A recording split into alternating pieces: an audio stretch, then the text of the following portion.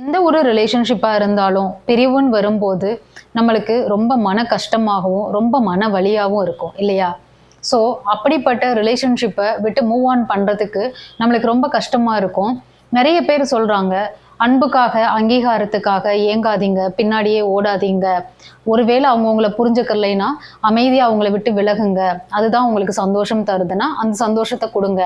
இந்த மாதிரியெல்லாம் நிறைய பேர் சொல்கிறாங்க, நம்மளுக்கு அட்வைஸ் பண்ணுறாங்க. பட் அந்த மாதிரி மூவ் ஆன் பண்ணுறதுக்காகவும் அந்த நிரந்தர பிரிவை தேடி போகிறதுக்காகவும் அந்த மன வலிக்காகவுமா நம்ம ஒரு ரிலேஷன்ஷிப்புக்குள்ளே போகிறோம். அது எந்த ஒரு ரிலேஷன்ஷிப்பாக வேணாலும் இருக்கலாம். கணவன் மனைவி உறவாக இருக்கலாம், இல்லை ஒரு லவ்வர்ஸாக இருக்கலாம், இல்லை வந்துட்டு அக்கா தம்பி, இல்லை அக்கா தங்கை, இது மாதிரி எந்த உறவாக வேணாலும் இருக்கலாம். ஒரு சின்ன மிஸ் அண்டர்ஸ்டாண்டிங்னால, ஒரு சின்ன அங்கீகாரம் கிடைக்காததுனால எத்தனையோ உறவுகள் வந்துட்டு இன்னைக்கு பிரிஞ்சு போகிறத நம்ம பார்க்குறோம்.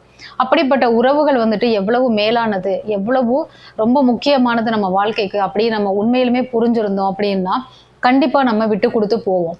ஸோ இப்படிப்பட்ட பிரிவோடையும் வலியோடையும் நம்ம வந்துட்டு அதை கடந்து போகிறதுக்கு பதிலாக அதை ஆரம்பத்திலேயே நம்ம ஏன் சரி பண்ணக்கூடாது? நான் என்ன சொல்ல வரேன்னு உங்களுக்கு புரியுதா?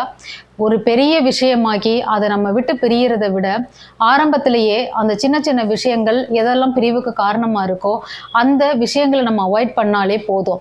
நான் எதை சொல்ல வரேன்னு கேட்குறீங்களா? வேற ஒன்றும் இல்லைங்க. சின்ன சின்ன புறக்கணிப்புகள், உங்களுடைய பார்ட்னர் உங்ககிட்ட ஒரு விஷயத்த சொல்லி வரும்போது அதுக்கு நீங்க கொடுக்குற அந்த அங்கீகாரம், நீங்க கொடுக்குற ரெஸ்பான்ஸ், ரியாக்ஷன்ஸ் தான் வந்துட்டு அந்த உறவுகளை வந்துட்டு கட்டி எழுப்பக்கூடிய ஸ்ட்ராங்கான அஸ்திவாரமா இருக்குது. அப்ப அப்படி இருக்கையில அந்த விஷயங்கள் எல்லாம் நீங்க கடந்து போகும்போது அதை நீங்க இக்னோர் பண்ணும்போது தான் உங்களுடைய பார்ட்னருக்கு உங்க மேல ஒரு அதிருப்தி வரும், இந்த உறவின் மேல வந்துட்டு ஒரு நம்பிக்கை இல்லாம போகும். ஸோ நீங்க இந்த மனவலி வேணாம், எனக்கு நான் என்னுடைய ரிலேஷன்ஷிப்பை லைஃப் லாங் கண்டினியூ பண்ணணும், சந்தோஷமா நான் அதை கொண்டு போகணும் அப்படின்னு நீங்க நினைச்சீங்க அப்படின்னாக்க சின்ன சின்ன விஷயங்கள்ல ஃபோக்கஸ் பண்ணுங்க. ஒரு சின்ன சின்ன அங்கீகாரம், சின்ன சின்ன ரெஸ்பான்சஸ், சின்ன சின்ன ரியாக்ஷன்ஸ் கொடுங்க உங்க பார்ட்னருக்கு. கண்டிப்பா உங்க மேல அளவு கடந்த அன்போடு இருப்பாங்க. உங்களுடைய ரிலேஷன்ஷிப்பும் ரொம்ப ஸ்ட்ராங்கா இருக்கும்.